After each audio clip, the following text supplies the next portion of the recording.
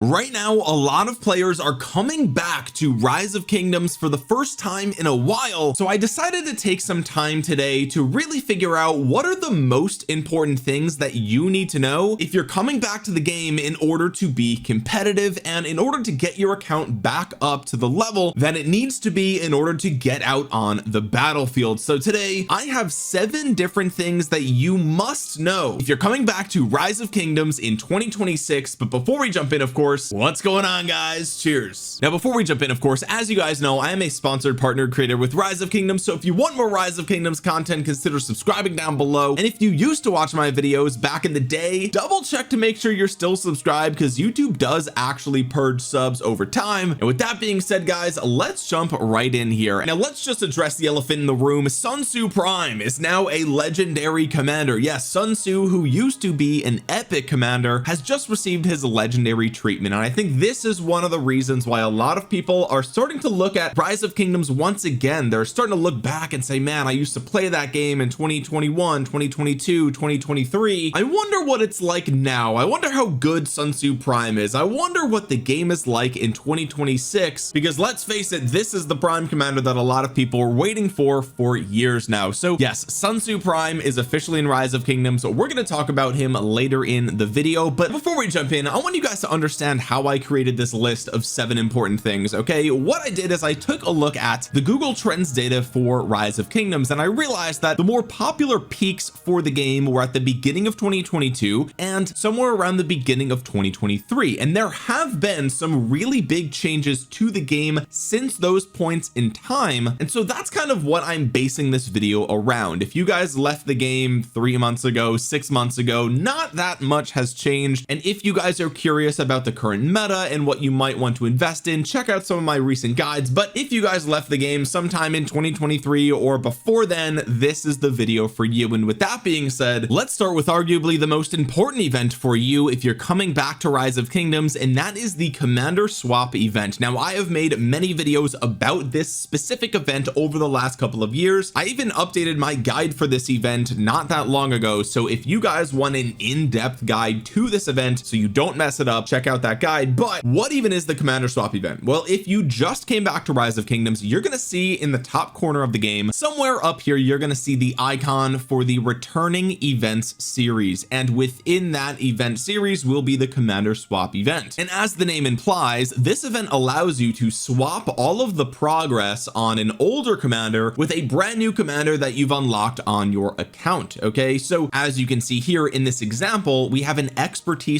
Charles Martel who is fully 6 stars, level 60, completely maxed out, and they are swapping them with Hua, who is level 1, only 1 skill unlocked. And if this player actually goes through with the swap, then they're going to walk away with a fully expertise Hua with max skills, max stars, max level, and Charles Martel will be reset to level 1 with none of his skills unlocked and anything like that. And the reason that this event is so important for returning players is because, as you guys know, with any RPG, with any MMO, with pretty much any video game or even card game for that matter, power creep is a thing, and some of the later commanders or the newer commanders to the game are definitely more powerful than some of the commanders that maybe you have maxed back in the day. So for example, if you guys left the game when Nevsky was one of the best cavalry commanders in the game, or Guan Yu still dominated the battlefield, I've got bad news for you. Those guys are not really meta anymore. I mean, some people still try to use them, but they are definitely not in the top 2 best commander pairs for their given troop types. And so what this commander swap event lets you do is you just take the progress that you have on those commanders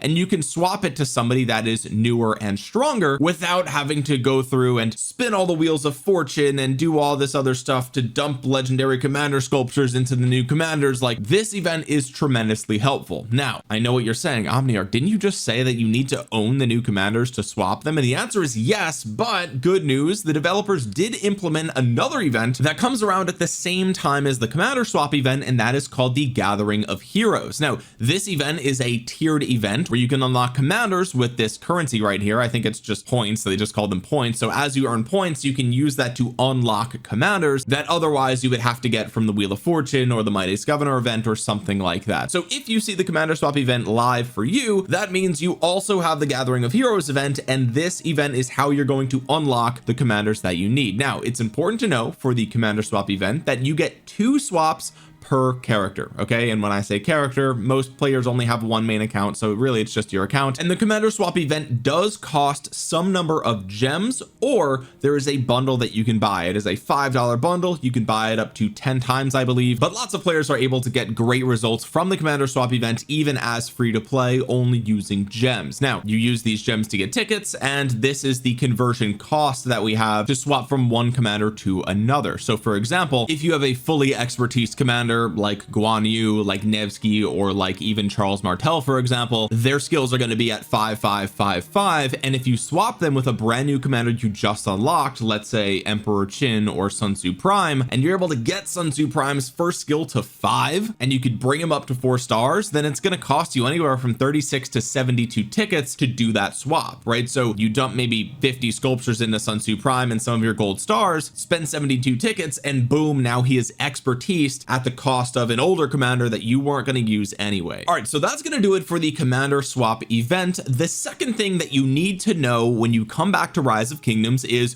what is the current meta. This is, I mean, this goes hand in hand with the commander swap event, right? Like, what commanders should you be getting from the commander swap event, and are any of the old commanders usable at all? And the answer is we're going to talk about it, and yes, in that order. But let me be very clear here, okay? If you haven't played the game since 2022 or 2023, the odds are that the only commander that you have on your account that is the cream of the crop, one of the best commanders in the game, is, you're not going to believe this, folks, but it is, of course, Seong-Gye. Yes, that's right. This commander came out in 2018, and he is still among the best commanders in the game. In fact, he is still part of the open field meta to this day with one specific commander, and that is Emperor Qin. So that leads us into the discussion of who are the best commanders in the game to invest in right now. If you haven't played in years, the answer is Emperor Qin or Sun Tzu Prime. These are the 2 safest, most powerful investments that you can make in Rise of Kingdoms right now. A couple of runner-ups are going to be commanders like Bai Qi or Achilles, especially if you're looking to run a cavalry march in the open field. Maybe you used to be a cavalry main back in the day and your best gear is on cavalry, then you're going to be looking at getting Achilles with King Arthur. Okay, these are super strong cavalry commanders right now, but in my opinion, the safest things that you can invest in right now are Emperor Qin and probably Sun Tzu Prime. Okay, especially Emperor Qin if, like I said before, you still have that YSG on your account and you can come into the museum and you can max out his relic here. Okay, it gives him more stats. Now, if you guys don't know what the museum is, then you haven't played Rise of Kingdoms in a long time, because I think this came out in 2021 if I'm not mistaken. But real quick, the museum is just a new building in the game that lets you upgrade older commanders and give them more stats. Now, I did not choose to harp on this system for this video because I think a lot of you, even if you did stop playing at some point, you probably still experienced this system. And also, for most commanders, this system doesn't really move the needle. It's just that YSG is the exception. Now, when we talk about the best commanders in the game, I do just want to point out that if you played the game from 2018 through 2022 or 2023, you'll probably remember that cavalry were pretty much the de facto best open field troop type in the game, right? I mean, that seemed to be the trend for a while in the open field. A lot of cavalry commanders were super strong, or they were just as strong as the other troop types, but they were just faster. So of course they're going to be the most powerful in the game. And I'm here to tell you that that is not necessarily the case anymore. In fact, over the last couple of years, it seems like infantry has been the strongest open field troop type. And the only reason that archers have come up to challenge them there is because Emperor Qin is arguably the best commander in the game. So that's not to say that you can't be a cavalry main in 2026. Of course, they do still have, like I said, really powerful open field commanders, but the landscape is very different now than it was a few years ago. It was kind of a meme back in the day that it was just Rise of Cavalry, right? A lot of cavalry mains forget this, but the first like 4 or 5 years of the game was literally just cavalry was the open field meta, infantry was garrison meta, archers were rally meta, and that was it, right? Now it's a bit more ambiguous. Now there's a little bit more flexibility there, and cavalry are arguably not the single best open field march right now. Now moving on to the third thing that you need to know if you're returning to Rise of Kingdoms, and this is going to be the last thing thing we talk about with regards to commanders, and that is the commander reset event. Now this is actually a brand new event that is still in the game right now as I'm recording this, and this might even be one of the reasons why you decided to come back to Rise of Kingdoms and give the game a try. And that's because this is an event that allows you to literally just get a refund on a legendary commander. Now this sounds very similar to the commander swap event, but it's actually different in some key important ways. Okay, the way that this is different is that when you go ahead and you choose to reset a commander, let's use my Richard for example. Okay, if I select my Richard, it's going to tell me exactly what I get back, and what you'll notice here is that I am not required to invest these refunded sculptures into a new commander immediately, and this is extremely important. Okay, with commander swap, you must swap one commander you have for another commander you have, which is great if you have a commander that's worth swapping to, but for those of you that aren't able to get enough points to unlock the commanders through the Gathering of Heroes event, this is your next best option. Okay,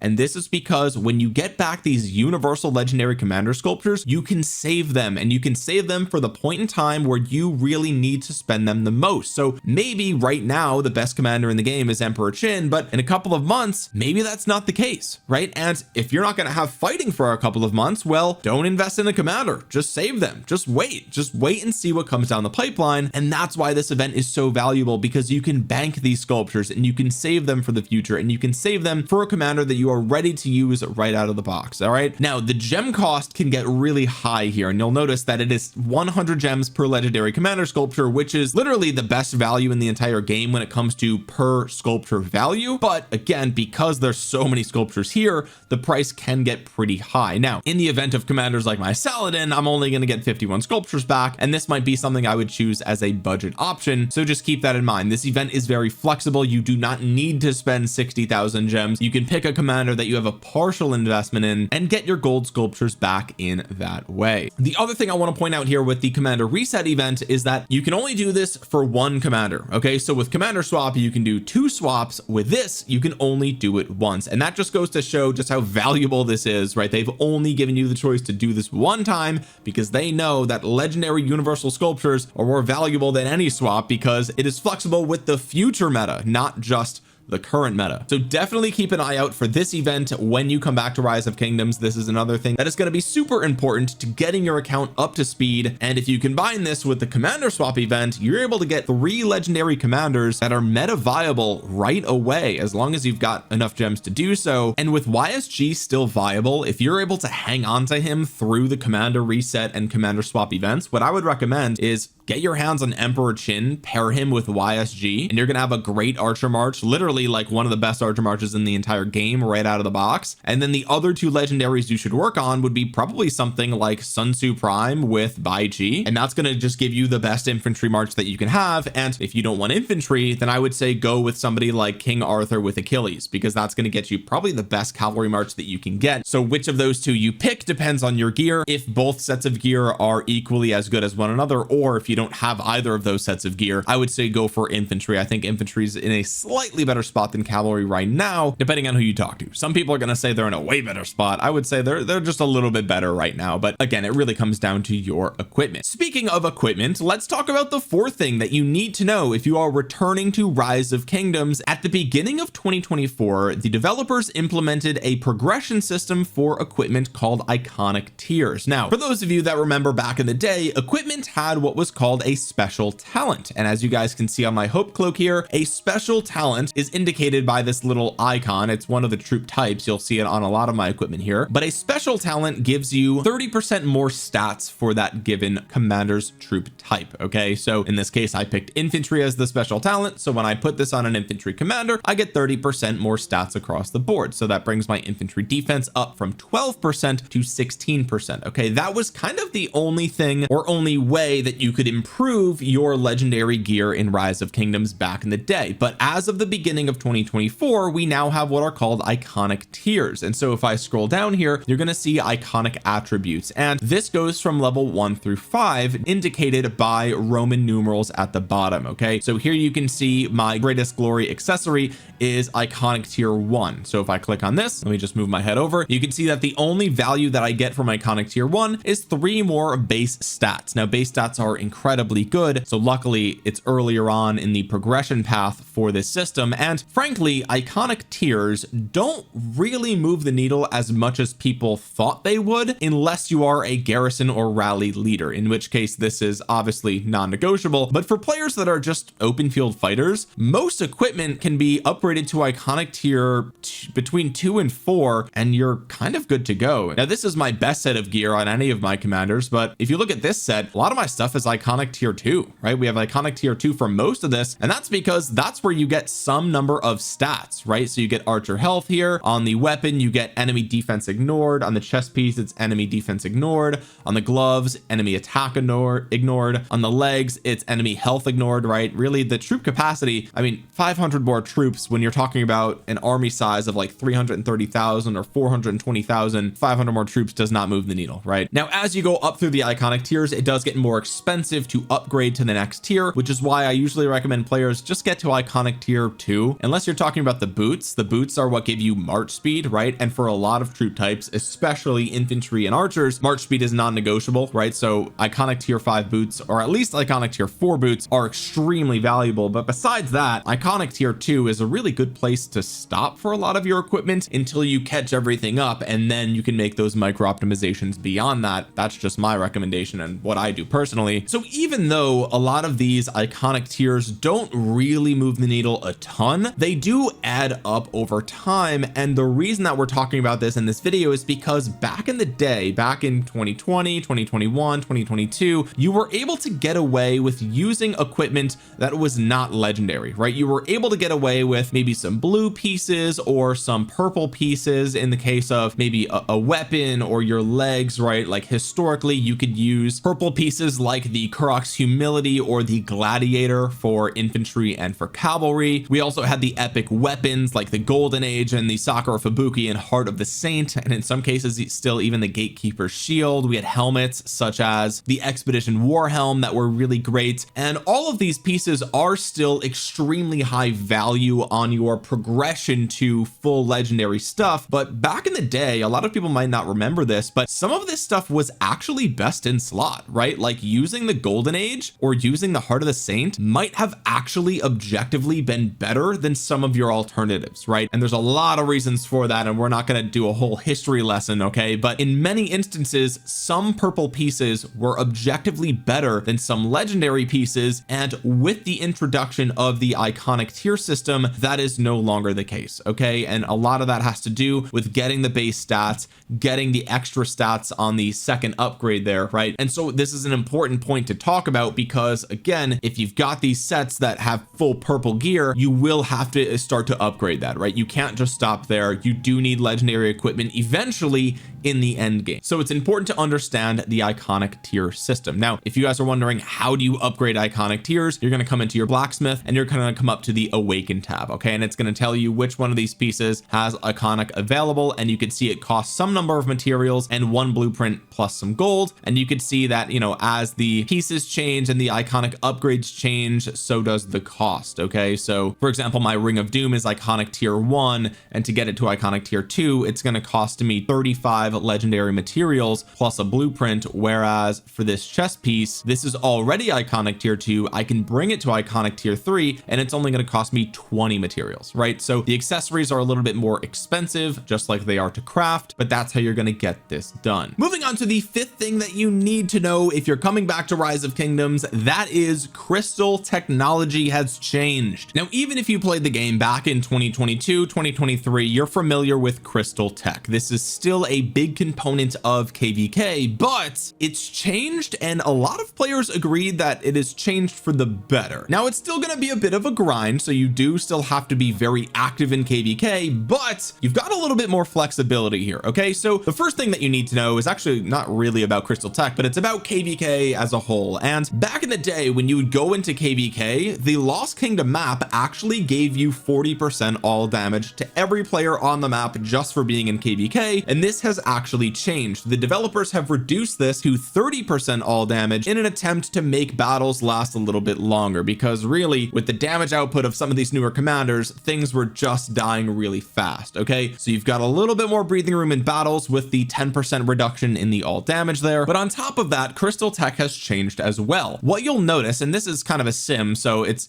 easier if you're actually in kvk to look at this stuff, but what you'll notice is that march speed and attack have been broken up into the different troop types at the very beginning of the tree, and it continues to be that way throughout the entirety of the tree. On top of that, you'll see that things such as call to arms, which give you more troop capacity, are very early on in the tech tree, which allows you to get your maximum amount of units on the battlefield as soon as possible in kvk, which was arguably the most important thing to do when you were going into those big zone battles. Okay, besides that, you'll also notice that they've reduced the amount of attack that you got from crystal tech, and they've actually implemented defense and health. Okay, so beyond this second layer of attack stats is defense stats for the different troop types, and then if you scroll back here, you'll see some health as well. So health for infantry, health for archers, etc, etc. And at the very end of the tree, you'll see that they removed the all damage, and instead they have replaced it with damage to and reduced damage taken from each of the different troop types, and then damage against rallies and garrisons. Okay, so a lot of the most important stuff here is sort of front loaded in the crystal tech tree, which is very good, especially for free to play and low spenders. And on top of that, if you are a free to play or low spender and you can only run, you know, 2 or 3 marches in the field and you're not running 5 marches, well, what this lets you do is sort of focus on just the troop types that really move the needle for you. So let's say you're running 2 infantry armies and 1 cavalry army. Well, great news, you could just ignore the archers and you can ignore the siege, right? And by the way, if you haven't played the game in a while, siege are a viable troop type in the open field now. They are sort of niche. It's not like a main thing that you can run, at least not for most players, but siege are able to be open field viable now with ranged mode. That's like a whole topic for another video. We'll talk about that some other time, but yeah, siege can attack at ranged. They're very slow, and if you catch them off guard, you really can farm them for kill points, but if you leave them alone, they're gonna farm you. All right, and by the way, a lot of players, especially free to play and low spend, can get some good value out of some cheap investments in siege, but I'll point you to other content creators such as Mr. Siege, Dark Siege, or Gumbo. Those guys will tell you more about running siege as a main, or just the strategies you should use when investing in them. Most players should not main them, and even they would probably agree with that. But anyway, all that to say that now you've got less attack and more tanky stats in crystal tech, and you could focus on just 1 or just 2 troop types without having to spend a boatload of crystals on things you don't care about. Again, like I said, most players would agree that this is a minor improvement, or some people would say it's a major improvement to crystal tech and how it works, but of course there are pros and cons to this, right? I mean, I think they even changed some of the Trial of Kokurok timing and stuff like that, so it's, you know, there's a little bit of give and take there, but I would say overall, on average, I would say this is an improvement to crystal tech in the game, which a lot of people really like. So unfortunately, I can't sit here and say crystal tech is gone, but I can say at least it's a little bit better. Okay, moving on to the 6th thing that you need to know coming back to Rise of Kingdoms, and this is a big one. This is probably the biggest thing we've talked about in this entire video. If you've made it this far into the video, by the way, I really hope you'll leave a thumbs up on it. It really helps out the channel a ton. Hopefully you're getting some value from this video, but this is a system that was introduced in October of 2022 and has seen a ton of changes over the years since then. So even if you're familiar with the system, you might not be familiar with it in its current state, and that is the armament system. Okay, armaments are effectively sort of like a second set of gear for your commanders. As you guys know, we've got 8 equipment slots for your commanders, and we've got 4 armament slots for your formations. Okay, now the way this system works, and I've got complete guides on armaments, this is kind of a complicated system, so check that out, but really, if we were to simplify it, like I said, it's kind of just like a second set of equipment for your commanders. Now the thing is, you're actually building a set for a formation, and you can move that set to other commanders, right? For example, if we look at my Ragnar, right, this is infantry equipment, and you'll never use this for cavalry or archers. There's a 0% chance, right? But with the formation here, you can see that I'm using the wedge formation, which gives me a bonus to skill damage. Okay, now it just so happens to be that Ragnar is a skill damage commander, and if I wanted to, I could move these armaments over to an archer march, for example, and re-roll the stats to get archer stats here, and now that's going to be an archer armament. So it's not exactly right to say that this is a second set of equipment, but as the game has progressed towards different types of damage in the game, it has gotten specialized to the point where it's kind of like like a second set of equipment, to the point where like pincer formation is exclusive for infantry, right? That's not to say it'll always be the case. Right now, infantry commanders are the primary commanders that deal smite damage, and so you're really never going to use pincer on anything other than infantry, so it's important to keep that in mind. But anyway, all that to say, I've kind of been rambling. There are 4 armament slots, okay, and each armament has 3 attributes. Usually it's attack, defense, and health, or attack, defense, and all damage. The only battle stats that can be in the bottom here are health or all damage. The only battle stats that can be in the top 2, depending on the slot, is either attack, defense, or march speed. Again, I have entire videos about this, but all you need to know is that each formation gives you a specific buff. So you've got arch formation for normal damage, you've got wedge formation for skill damage, you've got pincer formation for smite damage, and you've got delta formation for combo damage. And then finally, I guess we should talk about V formation, and this is what allows you to attack at ranged, okay? But the main ones that we're going to talk about, and the main ones that anybody ever uses, are pincer for infantry, delta for cavalry, and wedge for archers, okay? That's really the TLDR simplest way to understand this. Wedges for archers, deltas for cavalry, pincers for infantry. Just make sure the damage types line up, okay? So smite damage for infantry, combo damage for cavalry, skill damage for archers, and that's it. Now if we take a look here, you'll see that my archer formation here, my wedge formation for my Emperor Qin, has some cavalry defense on it, which is not ideal, and that's because my Olympias Chorus Master does have some cavalry defense on it. Now that's because the stats here are randomized, and you can have blue, purple, or legendary armaments in any given slot. The legendary ones are better. They have a maximum of 3.5% for each stat, or 2% all damage, okay? So keep that in mind. All damage is definitely better than anything else, which is why the number is lower. These stats are applied to each armament randomly, okay? So you're randomly going to get between 1.5 and 3.5% of stats for the legendary armaments. But the good news, and this is something that has changed over the years, is that you can transmute them, okay? So transmuting them costs transmutation stones, and you can actually lock some of the stats that you really want. So let's say I want to keep the archer attack and I want to keep the all damage. It'll cost me 5 transmutation stones, and I will re-roll this slot. Back in the day, this system did not exist. You had to just get lucky with getting better armaments, and it was awful. Now we've got this. Each armament can be re-rolled 10 times, and after that you have to spend a transmutation crystal to reset for another 10 chances, okay? So in this way, you can continue to re-roll an armament basically for infinity until you get the stats that you want. But just know that transmutation crystals are very rare compared to transmutation stones, okay? So you only want to sort of reset the armaments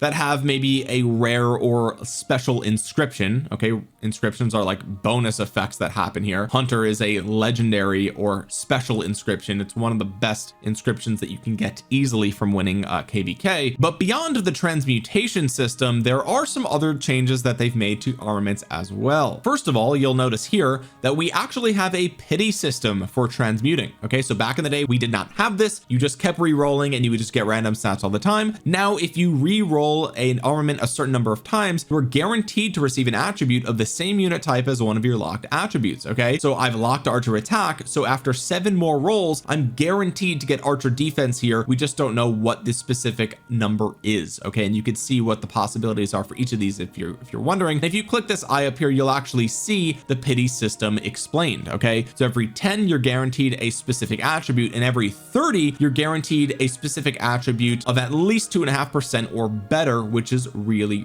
good. Again, the max is 3.5, so this puts you halfway there at 30. Really good stuff, okay? On top of that pity system, we also have the wish list system. Now if we take a look in the bottom right corner here, you'll see the wish list for my wedge formation, okay? This basically is a way to guaranteed get a special inscription for a particular armament slot, okay? So I currently have Intrepid selected. This is the medallion here, the honors of the Pantheon. Every time that you get a rare inscription for this formation, you increase the wish list counter, okay? And if you don't get a special inscription by the time this reaches 10, you are guaranteed to receive your wish listed armament with a special inscription. This is very important stuff. This is, again, special inscriptions are so rare, they're so hard to get, so to have a wish list system that guarantees you get it is huge. So not only do we have the ability to re-roll stats and reset the re-rolls, we also have a pity system and a wish list system. So effectively a pity system for stats and a pity system for the inscriptions. But we also have conversions, okay? So what this means is if you click this little arrow right here, what you can can do on the top, if you pick convert,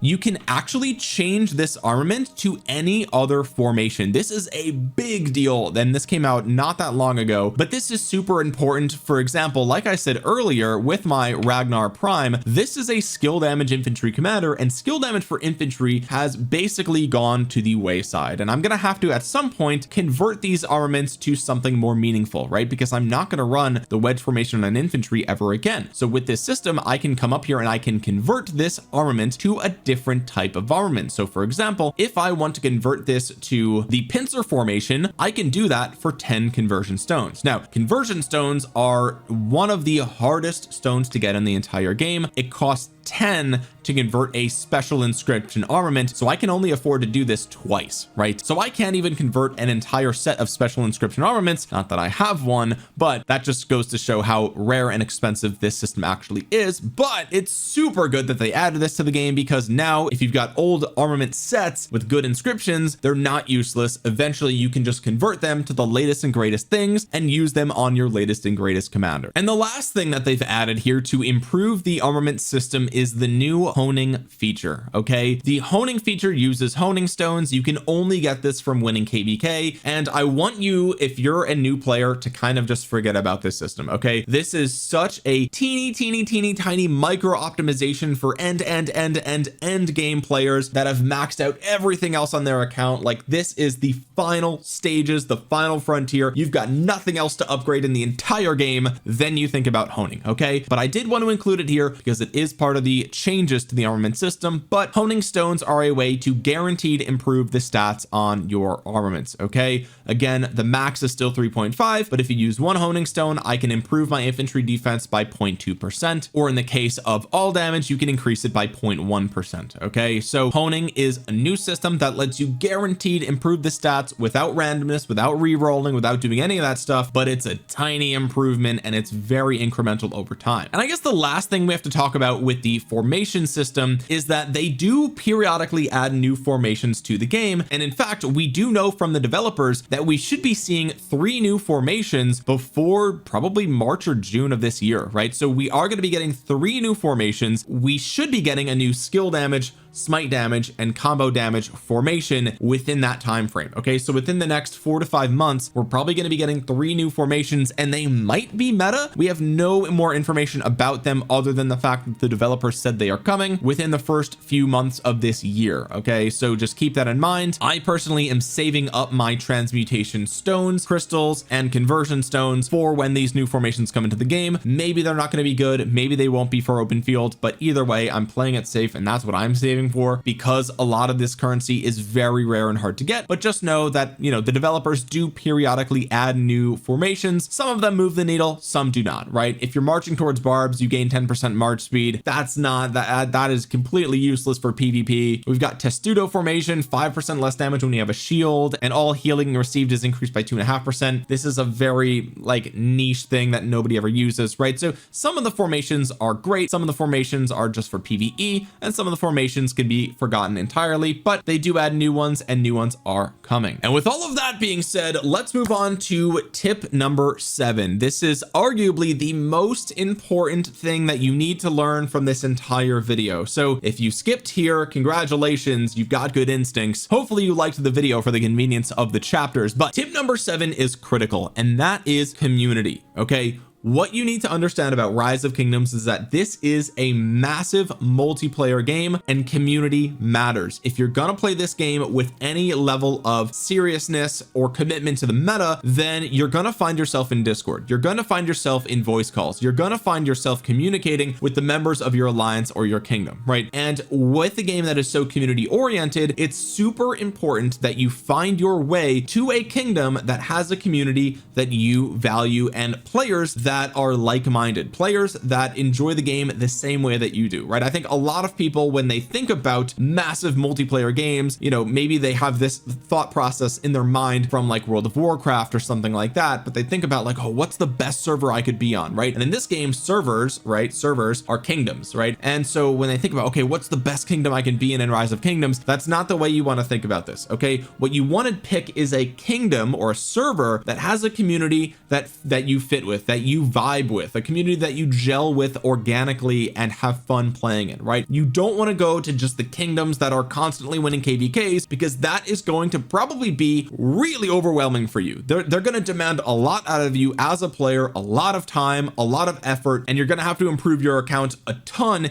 in order to really compete in those kingdoms, right? And that might not be fun for you. Okay, so you want to find yourself in a kingdom and in a community that you really enjoy playing the game, because at the end of the day, we could go through all of the tips and should you play the game, should you not play the game, what do you do to chase the meta, how do I get the best thing or upgrade this. All of that is within the context of you having fun in the game, and you're gonna have the most fun in a community that you feel like you belong in. So if you want my advice, I would say join the official Rise of Kingdoms Discord server. You could join my Discord, although it's a little bit quiet in there these days. You could join other content creator Discords like Chiskel, for example. Find your way into different communities and try to find a place or a kingdom where you will find players that you enjoy playing with, right? And in the past, it's been really hard to migrate to other kingdoms, and I'm happy to announce that it's actually easier to migrate now than it used to be, because as long as you can join an alliance, in the alliance shop you can get a ton of these passport pages just completely for free. Every week you get a new passport in exchange for some number of alliance credits.